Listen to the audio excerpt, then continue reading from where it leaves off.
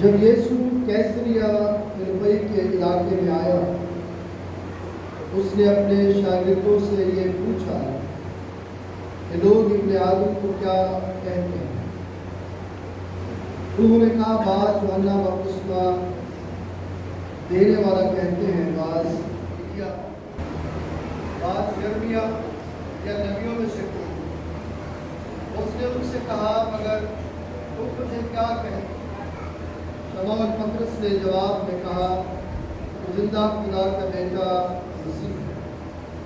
یسوع نے جواب میں اس سے کہا، مبارک ہے تو شمعون بریونا، کیونکہ یہ بات گوشت اور خون سے نہیں بلکہ میرے باپ نے جو آسمان پر ہے تجھ پر ظاہر کی ہے۔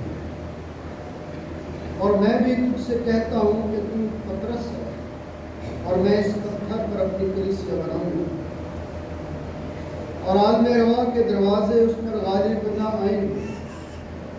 میں آسمان کی بادشاہی کی کنجیاں تجھے دوں گا، اور جو کچھ تو زمین پر باندھے گا وہ آسمان پر بندھے گا، اور جو کچھ تو زمین پر کھولے گا وہ آسمان پر کھلے گا۔ اس وقت اس نے شاگردوں کو حکم دیا کہ کسی کو نہ بتانا کہ میں مسیح ہوں۔ یہ ہمارے خدا یسوع مسیح کی انجیل ہے۔ تشریف رکھیے، دعا کریں گے۔ وفادار جلال آسمانی باپ، تیرے شکر کرتے ہیں کہ تو اپنے کلام کے بھیدوں کو ہم پر آشکارا کرنا چاہتا ہے، اور چاہتا ہے کہ ہم تیرے کلام کی صداقت اور سچائیوں سے واقف ہیں، کیونکہ سچائی ہمیں گناہ کی غلامی اور ابلیس کی غلامی اور انسان کی غلامی سے آزاد کرے۔ آج بھی خداوند تیری پاک حضوری میں میں اپنے آپ پیش کرتے ہوئے منت کرتا ہوں، مجھے برکت دے تاکہ میں آج بھی تیرے لوگوں کے لیے برکت کا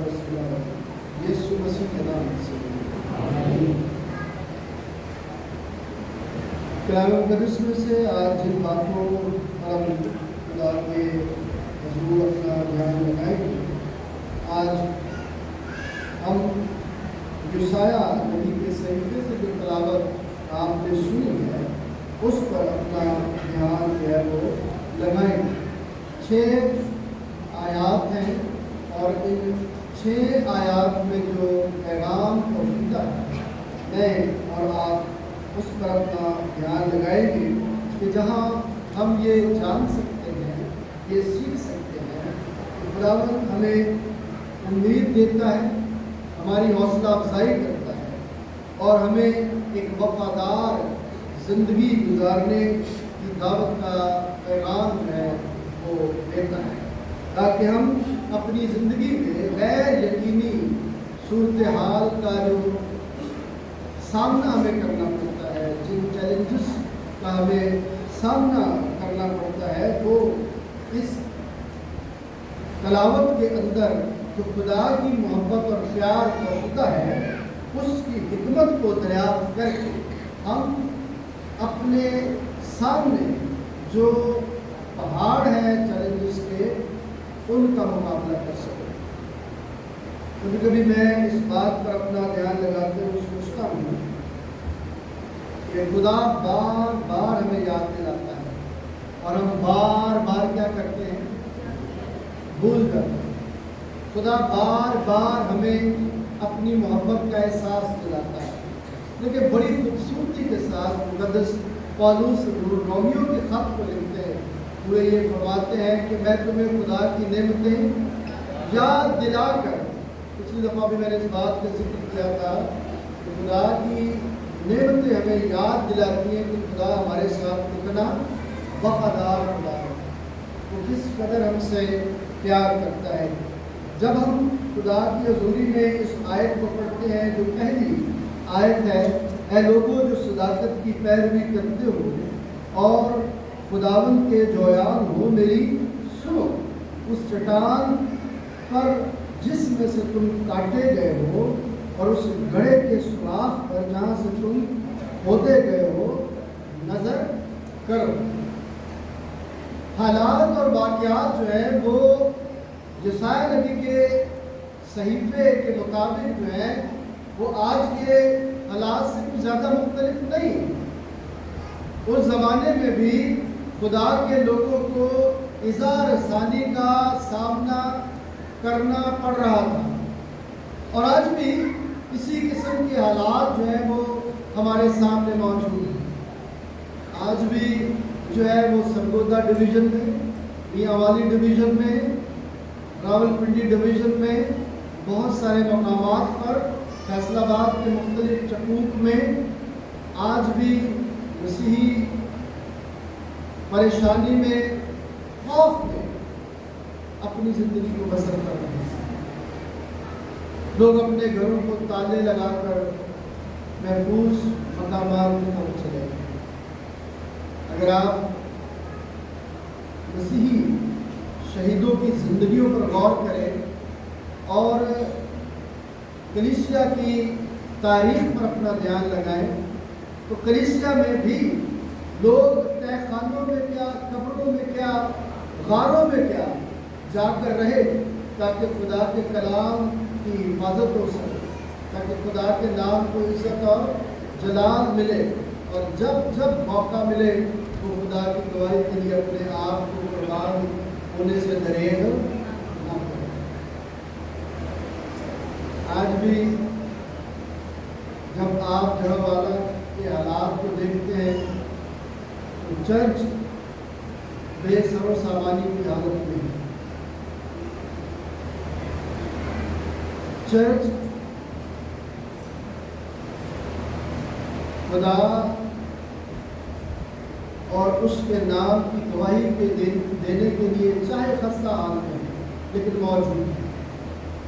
وہاں پر لوگ اگرچہ خوف میں ہیں تو بھی وہاں پر موجود ہیں۔ حالات جیسے بھی ہوں، یہ آیت مجھے اور آپ کو خدا کی حضوری میں اس طور سے لاتی ہے کہ میں اور آپ لوٹیں، کیا کریں؟ लौटे, जिस पोजीशन पर हम खड़े अपने आप को जांचने की कोशिश करें कि मैं किस पोजीशन पे हूँ। खुदावंद का कलाम ये सिखाता है कि याद करो कि किस चट्टान से तुम काटे गए हो और किस घड़े से तुम खोदे गए हो। तुम्हें याद करने की जरूरत है। मैं जब इस आयत को पढ़ रहा था तो बहुत सारी बातें तो याद आती ही हैं, लेकिन हम हर इतवार को जब गुनाहों के इकरार की बात करते हैं तो वो सिर्फ बेटे की जिंदगी का हाल बयान करते हैं। मुस्लिम बेटे ने जब अपनी जिंदगी को अपने बाप के ज़ेरे साया देखा तो फिर वो क्या हुआ, लौटा। कहाँ से लौटा? उस जगह से, उस मुकाम से जहाँ पर वो बेयारो मददगार था, जहाँ कोई उसे संभालने वाला नहीं था, जहाँ पर कोई उसे रोटी देने वाला नहीं था, कोई कपड़े देने वाला नहीं था, कोई जूती देने वाला नहीं था, कोई उसकी खबरगिरी करने वाला नहीं था। वहाँ पर उसे लौटने का मौका मिला और उसने अपने बाप की शफकत को महसूस किया। खुदावंद का बंदा योसाया अपने लोगों से कलाम करते हुए ये बात कहता है कि लौटो, जिस मुकाम पर तुम मौजूद हो, जिस मुकाम पर तुम बेयकीनी की कैफियत में हो, जिस मुकाम पर तुम परेशानी की हालत में हो, उस मकाम से लौटो, क्योंकि खुदा तुम्हें पुकारता है। कितनी खूबसूरती के साथ खुदा हौसला अफजाई कर रहा है और कह रहा है कि तुम जो रास्तबाजी की क्या करते हो, क्या लिखता है बाइबल बंद कर। मैं कलाम आप चाहता था कि थोड़ा सा छोटा दूँ, लेकिन होगा नहीं। तो जिन लोगों को जरा जल्दी है वो थोड़ा सा अपने दिल का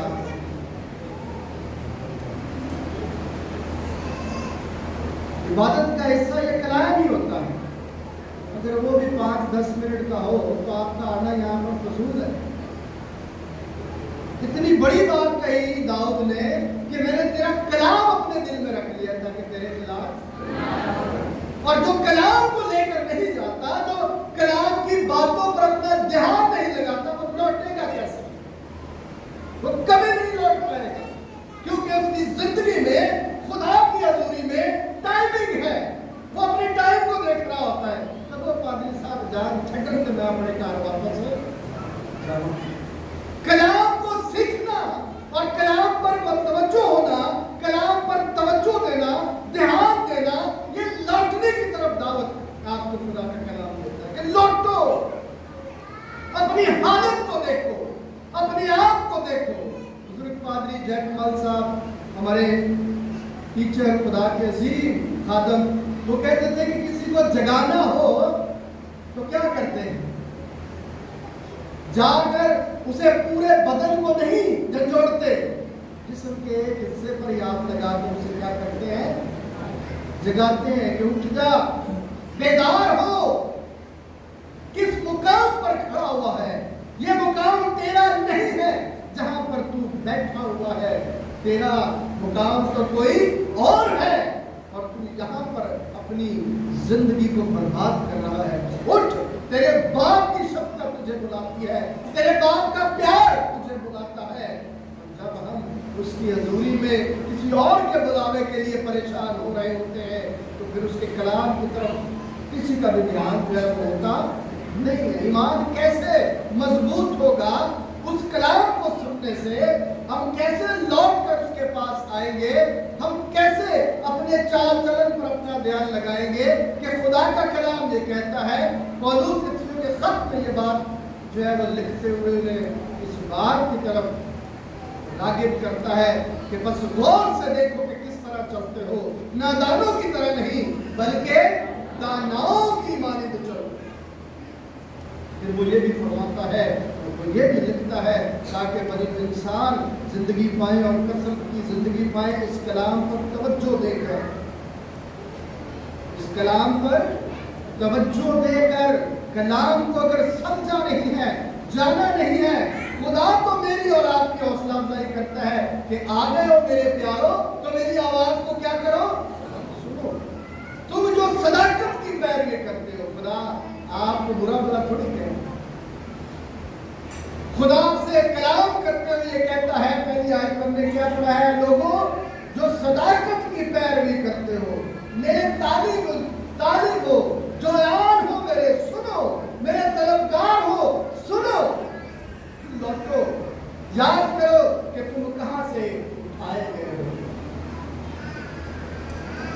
क्या गीत गाते हैं? बोरे से उठाया मुझको, कहां से उठाया? बोरे से, गंदगी से उठाकर मुझे और आपको वो लेकर आया है। लेकिन क्या हम गंदगी के लोग थे? कहां के लोग थे हम? उसकी शक्ल छवि के लोग थे। हमारे नथनों में उसका दम है।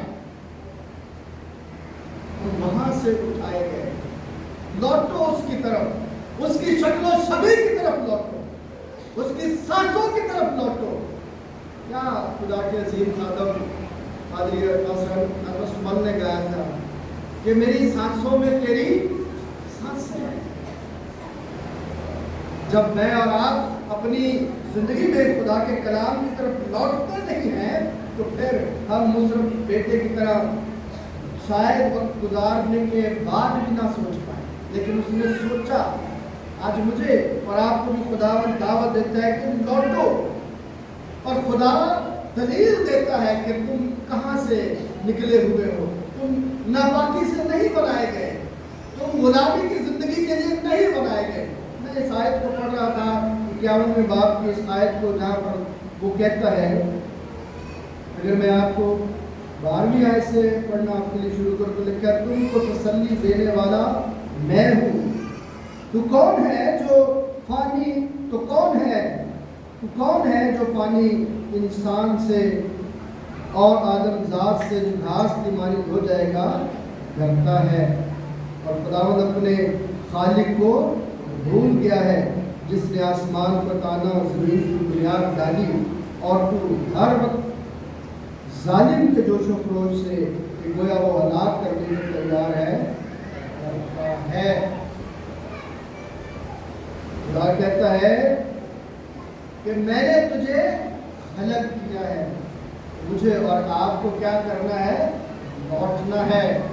दूसरी आयत जब हम पढ़ते हैं तो दूसरी आयत में क्या लिखा है? 51वें बाब की, अपने बाप इब्राहिम पर और सारा पर जिससे तुम पैदा हुए निगाह करो कि जब मैंने उसे बुलाया वो अकेला था, पर मैंने उसको बरकत दी और उसको कसरत बख्शी।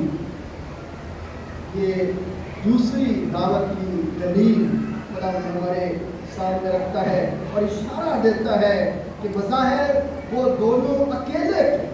बज़ाहिर अब्राहम को अपनी आइंदा नस्ल का कोई अता पता नहीं था, लेकिन जब उसको बुलाया गया तो उसने अपनी तन्हाई, अपनी मायूसी के लम्हात को खुदा की सुपुर्दगी में दे दिया। क्यों? खुदा हमारा पालने वाला है, खुदा हम पर रहम करने वाला है। क्यों? याद दिलाया कि लौट आओ, और लौटना किस तरह है? उस पर भरोसा रखकर। इब्राहिम ने क्या किया? खुदा पर अपना भरोसा रखा। जंग जिन्ना दी लड़दा वो जंग नहीं, हम जंग नहीं लड़ते, और ना तरबियत का हिस्सा है हमारा। हमने तो अमन का पैगाम देना, सलामती का पैगाम देना है।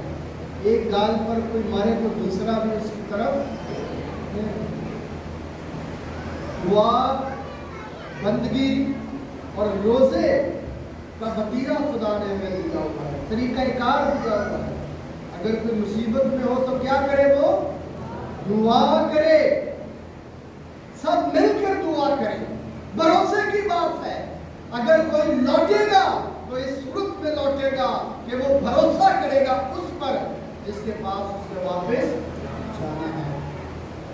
अगर कोई शख्स है वो अपनी जिंदगी में लौटता नहीं है, बल्कि वो किसी और की तरफ जाता है, तो खुदा का कलाम मुझे और आपको ये सिखाता है कि तू फानी चीजों की तरफ जा रहा है।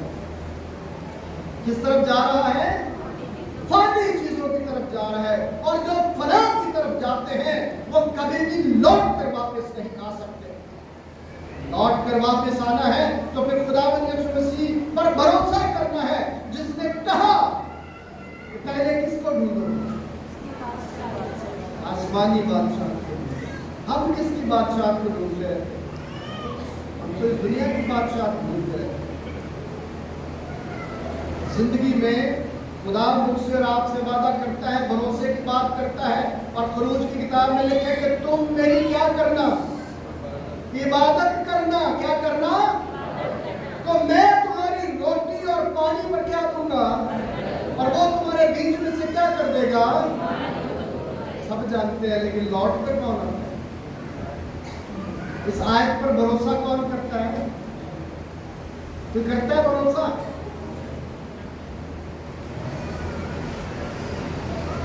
جب قائد نہیں کرتا تو فالوور کیا کریں گے؟ بات تو یہ ہے کہ اگر ایک قائد کا بھروسہ اور اس کا یقین اس مالک پر ہے جو اس کے لیے سب کچھ کر سکتا ہے، تو وہ اپنے کردار کے وسیلے سے اپنے لوگوں تک یہ بات پہنچائے گا کہ خدا کتنا مہربان ہے۔ جہاں پر خدا کا بندہ یہ پکار رکھتا ہے، اور پاک ان کی ہدایت اور رہنمائی میں لکھتا ہے کہ باپ ابراہیم ماں سارا میں سے تم کیا کیے گئے ہو؟ نکالے گئے ہو، اس ایمان میں سے نکالے گئے ہو۔ میں نے ایک جگہ پر کہا تھا بپتسمے کے وقت کسی گھر میں کہ یہ بچہ جو ہے یہ نسلی بچہ پیدا ہوا ہے، اور میں دعا کو ہوں کہ یہ بچہ ایمانی بچہ بن کر آگے بڑھے۔ یہ میری اور آپ کی ذمہ داری ہے۔ جب ہم بپتسمے کے لیے لاتے ہیں تو پادری صاحب جو ہیں، خدا کے خادم جو ہیں، وہ کچھ اقرار، کچھ قول ان کے سامنے رکھتے ہیں جو وہ پڑھتے اور لوگوں کے سامنے اس کا اظہار کرتے ہیں کہ میں اس کی عمر بھر کیا کروں گا؟ تعلیم و تربیت کا۔ پھر بچے بڑے ہو کر اگر برے بن جائیں تو پھر ماں باپ کی تربیت پر سوالیہ نشان۔ انہوں نے تو وعدہ کیا تھا خدا سے، بچے کیسے بگڑ گئے؟ وہ بچے لوٹ کر کیسے آئیں گے؟ ان کا بھروسہ اگر اپنے باپ پر ہوگا، ماں پر ہوگا۔ ایک پیروکار لوٹ کر کیسے واپس آئے گا؟ اگر اس کا بھروسہ اپنے قائد پر ہوگا۔ ایک مسیحی لوٹ کر کیسے واپس آئے گا؟ جب اس کا بھروسہ ایمان کے بانی اور کامل کرنے والے یسوع پر ٹک جائے گا۔ جب ٹکے گا نہیں تو کیا ہوگا؟ کیا ہم ان لوگوں سے بہت اچھے ہیں جن کے گھر جلا دیے گئے، جن کے چرچز برباد کر دیے گئے؟ کیا ہم زیادہ پاک صاف ہیں ان سے؟ میں سمجھتا ہوں کہ وہ ہم سے زیادہ اچھے ہیں، کیونکہ انہوں نے یسوع کے نام سے اذیت کیا کی ہے۔ جب وہ اپنے گھروں میں جاتے ہوں گے، دیکھتے ہوں گے اپنے گھروں کی چھتوں کو، دیواروں کو، اپنے ساز و سامان کو، کتنے دکھی ہوئے۔ جب اپنے چرچز میں جاتے ہوں گے، دیکھتے ہوں گے کہ ہمارا چرچ کیسا ہے، تو کتنے دکھی ہوتے ہوں گے۔ ہم کیا سوچتے ہیں؟ ہم کیا کر سکتے ہیں؟ صرف لوٹ کر آ جائیں گے تو سب کچھ کر سکتے ہیں، لوٹیں گے نہیں تو کچھ نہیں کر سکتے۔ ہمارا بکرا ادھر کے رہ جائے گا۔ تیسری آیت ذرا دیکھیں کہ تیسری آیت میں خدا کیا بات کرتا ہے۔ یقیناً خداوند صیون کو تسلی دے گا، وہ اس کے تمام ویرانوں کی دینداری کرے گا، وہ اس کا بیابان عدن کی مانند اور اس کا صحرا خداوند کے باغ کی مانند بنائے گا۔ خوشی اور شادمانی اس میں پائی جائے گی، شکر گزاری اور گانے کی آواز اس میں ہمیں۔ جب اتوار آیا اور جڑا والا کے تمام چرچز میں، گلیوں کوچوں میں خدا کی عبادت ہوئی کہ نہیں ہوئی؟ ہوئی کہ نہیں ہوئی؟ انہوں نے خدا کے نام کو جلال دیا کہ نہیں دیا؟ پاسبان وہاں پر گئے کہ نہیں گئے؟ وہاں پر خدا کے خادموں نے جا کر اپنے آپ کو پیش کیا، خدا کی حضوری میں قربان داغ پر خدا کے یسوع کے خون اور بدن کی شراکت کی، صرف اس پر بھروسہ کر کے کہ اس کے فرشتے ہمارے چاروں طرف ہمارے نگہبان ہیں۔ وہ اپنے جلال کے لیے کام کرے گا. اور جب ہم خدا کی طرف اپنا دھیان لگاتے ہیں, خدا کو اپنی حضوری میں یاد کرتے ہیں, تو پھر مجھے یہ بات یاد آتی ہے کہ اس دنیا کی ہم شکل بلکہ عقل نہیں ہو جانے سے اپنی صورت بدلتے جاؤ. ہم خدا کی حضوری میں آ کر کتنا بدلتے ہیں. آج جب آپ یہاں سے جائیں گے تو کتنا اپنے آپ کو بدلا ہوا لے کر جائیں گے, یا بدلا لینے والے بن کر جائیں گے. کتنے بدلے ہوئے جاتے ہیں آپ یہاں سے. 24واں سال میری خدمت کا چل رہا ہے, اور میں نے بہت کم لوگ دیکھے ہیں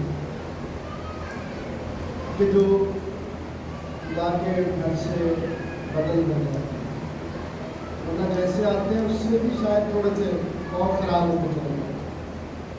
اگر سارے بدل کے جائیں تو پھر اس چرچ کی مجھے یاد آتی ہے جو کوریا میں پاسٹر ڈاکٹر گانگے چو نے بنایا, جہاں پر ہر صبح لوگ اپنی ڈیوٹیوں پر جانے سے پہلے اس چرچ میں آتے ہیں, پوری عبادت اٹینڈ کرتے ہیں, پھر اپنی ڈیوٹیوں پر جاتے ہیں. جن کا بھروسہ خدا پر ہے, جن کا ایمان خدا پر ہے, جو یہ سمجھتے ہیں کہ خدا مجھے بیدار کرتا ہے, مجھے جگا دیتا ہے, اے سونے والے جاگ اور مردوں میں سے جی اٹھ تو مسیح کا نور تجھ پر چمکے گا, وہ آپ کو بحال کرے گا. میں جب اس بات کو پڑھتا ہوں تو مجھے خدا یہ کہتے ہوئے ملتا ہے کہ آج تو اس درجے پر ہے, اب تجھے اس درجے پر ہونا چاہیے, پھر تجھے اس درجے پر ہونا چاہیے. تو نے آہستگی کے ساتھ اپنی صورت کو کیا کرنا ہے, بدلتے جانا ہے. اس جہان کا مجھے جب ہم خدا کے کلام کو پڑھتے ہیں تو خدا ہمیں تسلی دیتا ہے اور چاہتا ہے کہ ہم اپنی ایمانی تجدید کریں, مطلب اپنے ایمان کی تازگی کے لیے اپنے آپ کو پیش کریں. تو خدا چاہتا ہے کہ ہم زندگی پائیں اور کثرت کی زندگی پائیں. کتنی خوبصورتی سے کہا کہ میں تیرے ویرانوں کو, تیرے صحراؤں کو پھر سے عدم بنا دوں. اور ہمارا ایمان ہے کہ جڑا والا کی کلیسیا پھر سے عدم بنے گی, پھر سے وہاں خداوند کے نام کو عزت اور جلال ملے گا, پھر سے وہاں اس کی پرستش و تعظیم جاری رہے, اور شاید اس وقت سے زیادہ بڑھ کر ہو. اور جتنے لوگ ان کی بحالی میں اپنا کردار ادا کر رہے ہیں, ان کے لیے خدا کی برکتوں اور بخشوں کے کتنے دروازے کھلے گے, کتنے دروازے کھلے گے. کتنے چرچز وہاں پر جو ہے وہ خدا کی خدمت میں لگے ہوئے. مجھے بڑا اچھا لگا کہ جب سسٹروں کا ایک پورا گروہ جو ہے وہ دوسرے دن ہی ان کے لیے کھانے کا انتظام کر کے پہنچ گئے, تاکہ ہمارے مسلم بہن بھائی جو ہے وہ بھوکے نہ ہوں. خدا مجھے اور آپ کو بھی یہ سکھانا چاہتا ہے کہ میں تمہارے ویرانوں کو پھر سے آباد کر دوں گا, شاداب کر دوں گا. اور مجھے یاد آ گیا کہ کس طرح سے ایوب صابر نے صبر کے ساتھ اپنے آپ کو خدا کے ساتھ وفادار رکھا, اور خدا نے اسے پھر دگنی برکت, تو جڑ والے کو بھی خدا کیا دے گا, دگنی برکت دے گا. لیکن بات یہ ہے کہ وہ کہتے ہیں تم جو صداقت کی پیروی کرتے ہو لوٹ آؤ, مجھ پر بھروسہ کرو, میں شادابی اور تازگی دینے والا تمہارا زندہ خدا ہوں جو تمہاری صورت کو کیا کر دے گا, بدل دے گا. چوتھی آیت دیکھیں کیا لکھا ہوا ہے, میری طرف متوجہ ہو اے میرے لوگوں, میری طرف کان لگا اے میری امت, کیونکہ شریعت مجھ سے صادر ہوگی اور میں اپنے عدل کو لوگوں کی روشنی کے لیے قائم کر لوں گا. خدا مجھے اور آپ کو اس آیت میں جو حوصلہ دیتے ہوئے بات کہنا چاہتا ہے کہ سب کچھ میں ہوں, بس تم نے ثابت قدم رہنا ہے. تم نے کیا رہنا ہے, ثابت قدم رکاوٹیں آئیں گی، پریشانیاں آئیں گی، منزل تک پہنچنے کے لیے رکاوٹیں آئیں گی، لیکن تم نے ثابت قدمی کے ساتھ آگے بڑھتے چلے جانا۔ جب ہم آگے بڑھتے چلے جائیں گے تو پھر خدا کرم کرے گا، پھر وہ ہمیں قائم کرے گا، پھر وہ ہمیں یہ بتائے گا کہ قوموں کی رہنمائی کس نے کرنی ہے؟ ہم نے کرنی ہے۔ کس نے کرنی ہے؟ ہم نے۔ کیوں؟ کیونکہ شریعت کس سے صادر ہو رہی ہے؟ خدا سے۔ قانون کون بناتا ہے؟ خدا بناتا ہے۔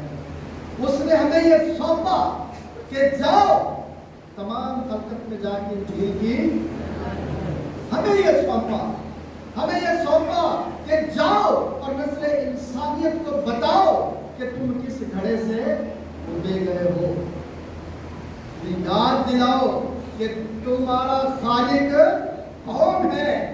جب کوئی ثابت قدمی سے اپنی زندگیوں کو خدا کی رہنمائی میں دے دیتا ہے تو پھر ثابت قدمی کیسے ملتی ہے پتہ؟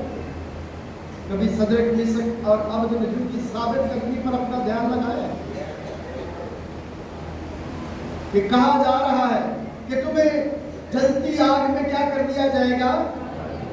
کیا وہ جھک گئے؟ ہم تو بڑی دفعہ جھکتے ہیں، پادری بھی جھکتے ہی رہتے ہیں۔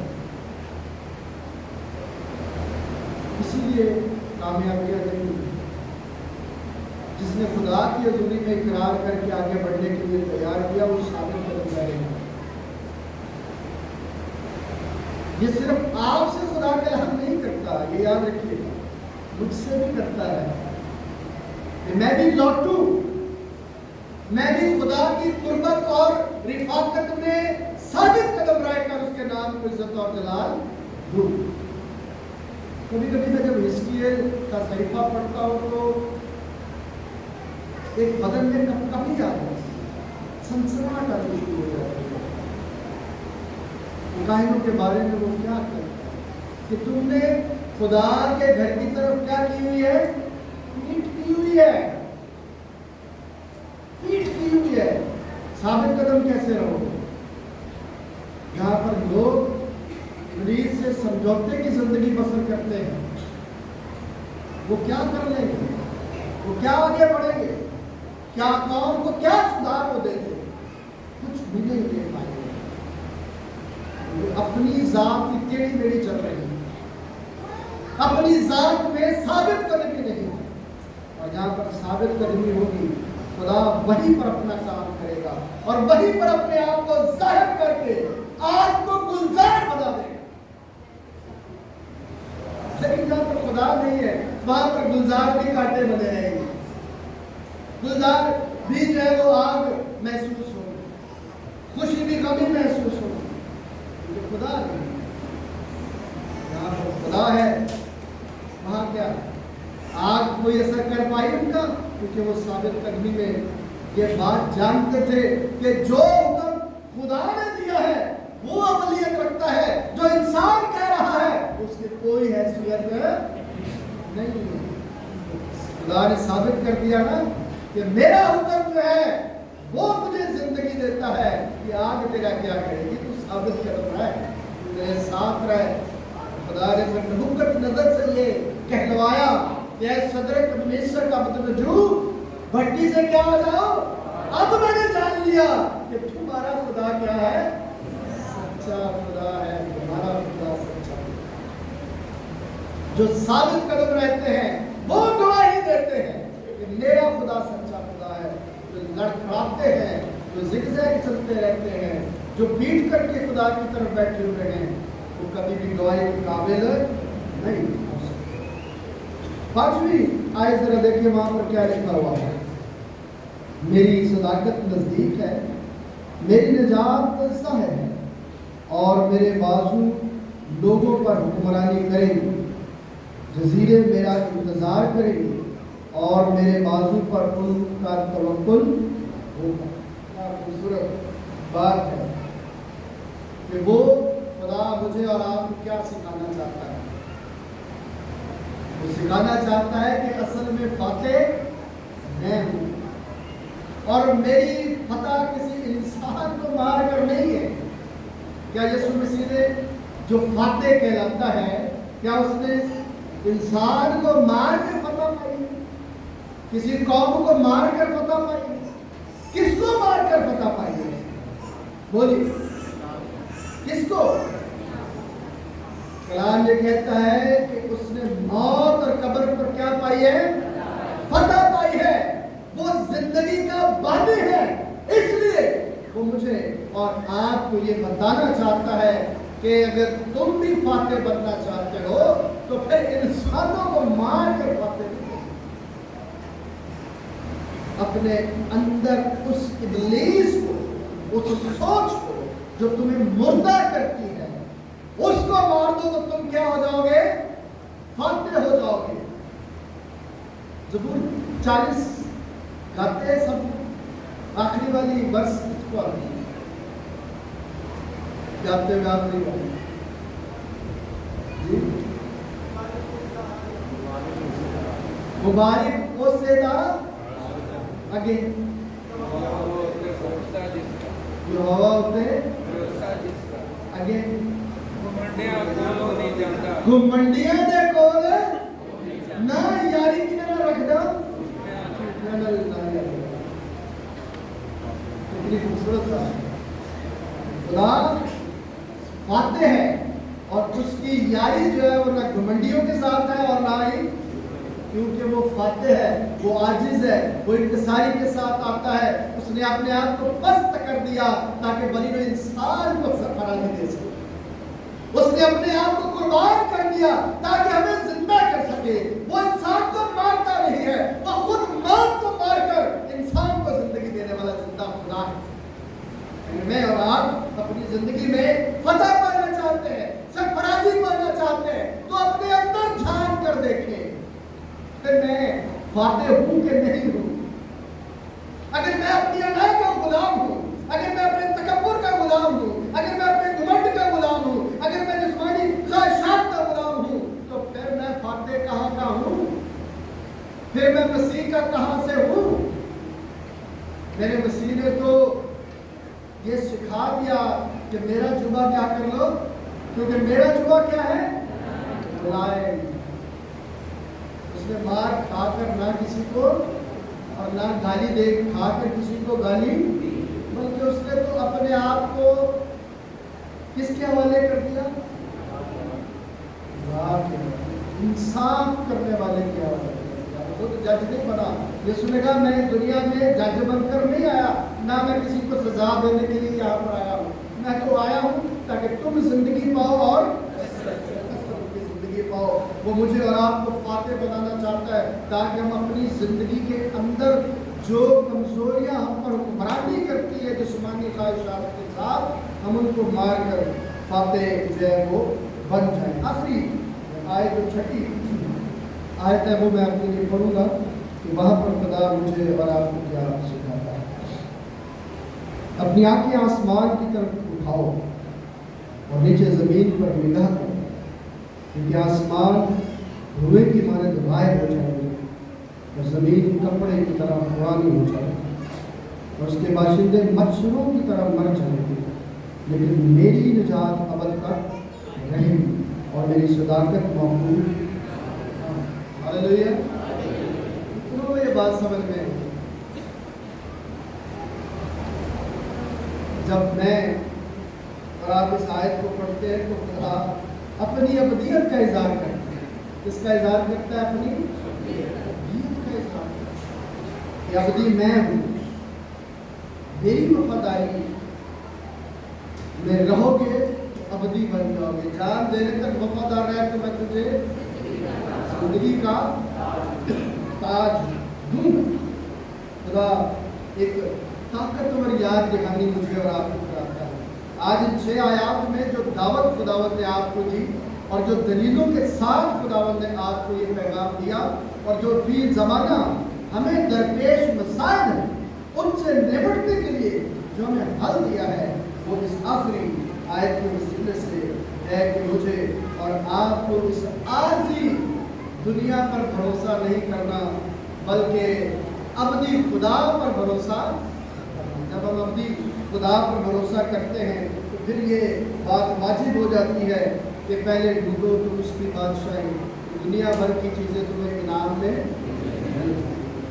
آخری نتیجے کے طور پر اگر ہمیں چھ آیات کو خدا کی حضوری میں رکھنا چاہیں اور اس میں سے کچھ نکال کر حاصل کلام اپنی زندگی میں لینا چاہیں، تو میں اس بات کو سمجھتا ہوں کہ خدا پر اپنے ایمان کو کیا کریں، مضبوط کریں، بیدار ہوں، اور اس کے جو وعدے ہم نے سنے وہ وعدے جو ہم پر کرتا ہے، کیونکہ وہ وفادار باپ ہے، وہ اپنے وعدوں میں سچا اور عادل ہے، نہ انسان ہے کہ جھوٹ بولے اور نہ آدم ذات ہے کہ اپنا ارادہ بدلے، وہ جو فرمائے گا وہ پورا کرے گا۔ آج مجھے اور آپ کو اپنے کردار کو جانچنے کی ضرورت ہے، بیدار ہونے کی ضرورت ہے، اور اتنی سی آیت ہے 3-4 لفظوں کی جو اس سے خط میں لکھی ہوئے 4 باب میں، اور انگلش کو موقع نہ دو، انگلش کو موقع، وہ تمہیں شکست دے دے گا، موقع نہیں دینا۔ جب بھی آپ موقع دیں گے آپ شکست جو ہے وہ کھا جائیں گے۔ تو اپنے کردار کو اگر آپ خدا کی حضوری میں سونپ دیں گے تو وہ آپ کو بدلے گا۔ اگر ہم نے اس کے وعدوں پر اپنا ایمان قائم کر لیا ہے، ہم یہ جان چکے ہیں کہ اس نے ہمیں بلایا ہے، اور ہم اس کے بلاوے کو رد نہ کریں، تو پھر دیکھیں خدا کتنی مہربانی آپ پر کرتا ہے۔ خدا مجھے اور آپ کو اور پاکستان میں بسنے والے تمام مسلم بہن بھائیوں کو لوٹ آنے کا فضل بخشے، تاکہ ہم اس کی حضوری میں قائم ہو کر، باتیں بن کر اس کی ابدیت میں داخل ہو سکے۔ خدا اس پیغام کے وسیلے سے مجھے اور آپ سب کو برکت بخشے۔ آئیے دعا کریں۔